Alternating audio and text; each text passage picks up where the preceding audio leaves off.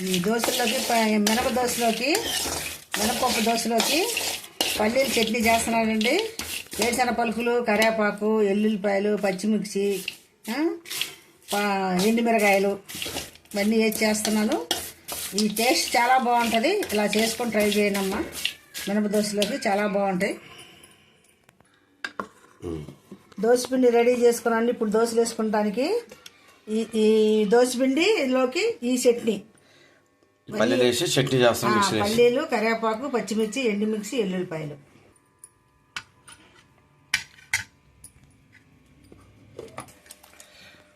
Mix చేసుకోవడానికి ready చేసుకుంటాను. చూడండి ఆ చట్నీ వేస్తున్నారు దోశలోకి. చట్నీ రెడీ అయిపోయిందండి. దాంట్లోకి పోపు వేస్తారు. వేయకుండా కూడా బాగానే ఉంటుంది.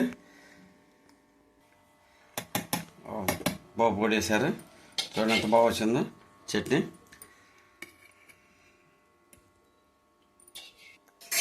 చూడండి పల్లీల చట్నీ, పల్లీలు, ఎండుమిర్చి, పచ్చిమిర్చి, కరివేపాకు, పోపు అన్నీ వేసి చేశారు.